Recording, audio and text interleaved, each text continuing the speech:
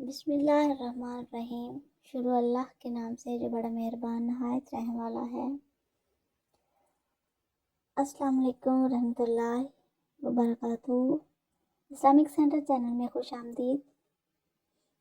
Viewers, جس طرح آپ کو اس چینل میں بہت سی معلومات ملتی رہتی ہیں، بہت سارے انبیاء کے بارے میں معلومات ملتی ہیں، واقعات شیئر کیے جاتے ہیں، تو اسی طریقے سے قرآن پاک کی سورت عباسہ کے بارے میں اس ویڈیو میں بتایا گیا ہے کہ اس کا نزول کیسے ہوا، اس کے نازل ہونے کا واقعہ کیا ہے، کس طریقے سے اللہ تعالیٰ نے کب اور کیسے اس کو نازل کیا۔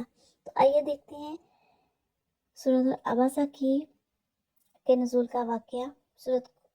ویڈیو کو اینڈ تک ضرور دیکھیے گا۔ عبس کا معنی ہے ناگواری محسوس کرنا۔ اس سورت کی پہلی آیت میں حضرت محمد صلی اللہ علیہ وسلم کی ایک نابینا صحابی کے طرز عمل پر ناگواری کا اظہار کا ذکر ہے، اس لیے اس سورت کا نام سورۃ عباسہ رکھا گیا ہے۔ اس سورت کے نازل ہونے کا واقعہ کچھ یوں ہے کہ ایک دن حضرت محمد صلی اللہ علیہ وسلم قریش کے کچھ بڑے سرداروں کو اسلام کی تبلیغ فرما رہے تھے۔ اس گفتگو کے دوران ایک نابینا صحابی حضرت عبداللہ ابن ام مکتوم رضی اللہ تعالیٰ عنہ وہاں آ گئے۔ وہ نابینا تھے، اس لیے یہ نہ دیکھ سکے کہ آپ کن کے ساتھ گفتگو میں مصروف ہیں۔ انہوں نے آتے ہی حضرت محمد صلی اللہ علیہ وآلہ وسلم سے کچھ سکھانے کی درخواست کی۔ آپ صلی اللہ علیہ وسلم کو ان کا یہ طریقہ پسند نہ آیا کہ دوسروں کی بات کاٹ کر انہوں نے بیچ میں مداخلت کر دی، اس لیے آپ صلی اللہ علیہ وسلم کے چہرہ انور پر ناگواری کے آثار ظاہر ہوئے۔ آپ صلی اللہ علیہ وسلم نے ان کی بات کا جواب دینے کی بجائے ان کافروں کے ساتھ اپنی گفتگو کو جاری رکھا۔ جب وہ لوگ چلے گئے تو یہ سورت نازل ہوئی۔ اس سورت کے شروع میں یہ بیان کیا گیا ہے کہ اللہ تعالیٰ کے نزدیک کسی دنیاوی منصب یا مال و دولت کی کوئی اہمیت نہیں، بلکہ ایمان اور اخلاص والے عمل کی اہمیت ہے۔ غیر مسلموں کو اسلام میں داخل کرنے کی فکر اہم ہے، تاہم مسلمانوں کی اصلاح اور ان کی تعلیم کی فکر کرنا بھی انتہائی ضروری ہے۔ اس صورت میں واضح کیا گیا ہے کہ حق کو قبول کرنے کے لیے ظاہری بینائی نہیں بلکہ دل کی بصیرت ضروری ہے۔ اس مضمون کے بعد اس صورت میں قرآن مجید کی عظمت کا ذکر ہے۔ قرآن مجید اللہ تعالیٰ کا عظیم اور بابرکت کلام ہے۔ دراصل یہ ایک نصیحت ہے، جو چاہے اس سے فائدہ حاصل کر سکتا ہے۔ اکثر انسان اللہ تعالیٰ کی ناشکری کرتے ہیں۔ ہمیں اللہ تعالیٰ کی تمام نعمتوں پر شکر ادا کر کے اس کی فرما برداری کرنی چاہیے۔ اس صورت میں اللہ تعالیٰ نے بارش کو اپنی خاص نعمت کے طور پر بیان فرمایا ہے، پھر اس نعمت سے حاصل ہونے والے پھلوں، سبزیوں اور چارے کا ذکر فرما کر اللہ تعالیٰ نے اپنی قدرت کو بیان فرمایا ہے۔ قیامت کے دن کی سختی انسان کو اس کے قریبی رشتہ داروں سے بھی غافل کر دے گی۔ اس دن اللہ تعالیٰ کے فرمان بردار چہرے روشن اور نافرمانیوں کے چہرے سیاہ ہوں گے۔ یہ تھا سورۃ عباسہ کی نزول کا واقعہ۔ آگے دیکھتے ہیں کہ کس سورت کا واقعہ بیان کیا گیا ہے۔ اگلی سورت سورۃ التکویر ہے۔ اس میں اس کا نزول کیسے ہوا، اس میں اللہ تعالیٰ نے کیا فرمایا۔ تکویر کا معنی ہے لپیٹنا۔ اس سورت کی پہلی آیت میں قیامت کے دن اس سورج کو لپیٹ دیے جانے کا ذکر ہے، اسی وجہ سے اس سورت کا نام سورۃ التکویر ہے۔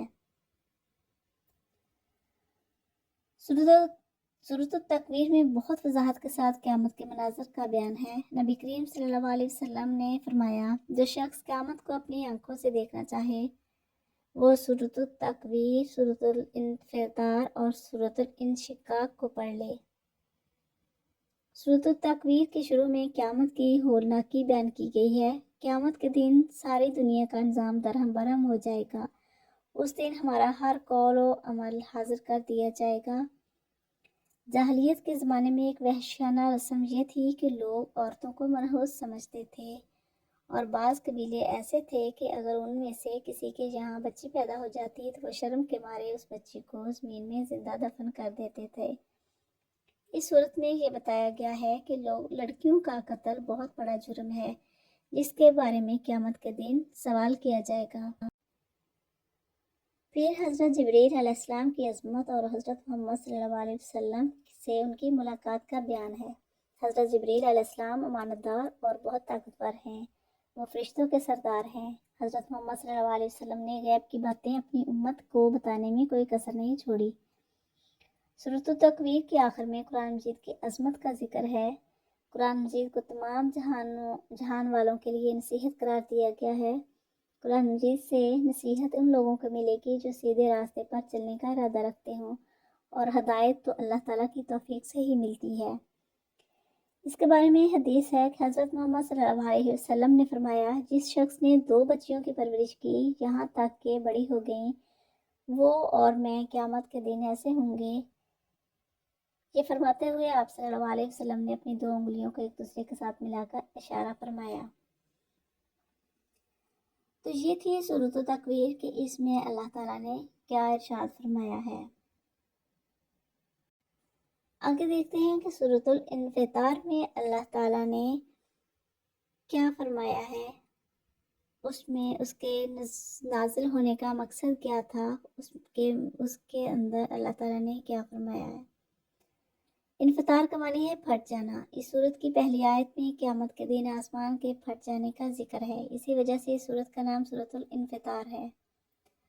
حضرت محمد صلی اللہ علیہ وسلم نے فرمایا، جو شخص قیامت کو اپنی آنکھوں سے دیکھنا چاہتا ہے اور سورۃ التکویر، سورۃ الانفطار، سورۃ الانشقاق کو پڑھے۔ سورۃ الانفطار کا مرکزی مضمون اور مقصد نزول قیامت کی ہولناکی اور اس دن کے حساب کتاب کا بیان ہے۔ سورۃ الانفطار میں قیامت کے واقع ہونے کا منظر پیش کیا گیا ہے اور انسان کو سمجھایا گیا ہے کہ وہ اپنے رب کے بارے میں دھوکے میں نہ پڑے، جس نے اسے پیدا فرمایا، شکل و صورت عطا فرمائی اور اس پر اعمال رکھنے والے فرشتے مقرر فرمائے۔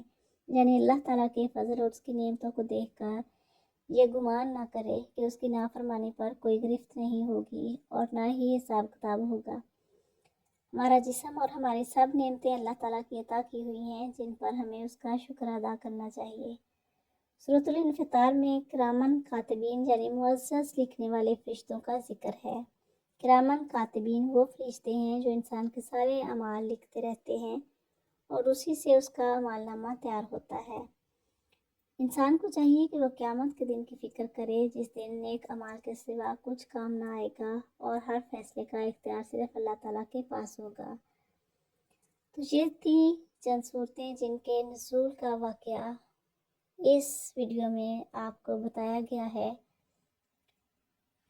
اگر ویڈیو پسند آئے تو لائک اور شیئر ضرور کریں۔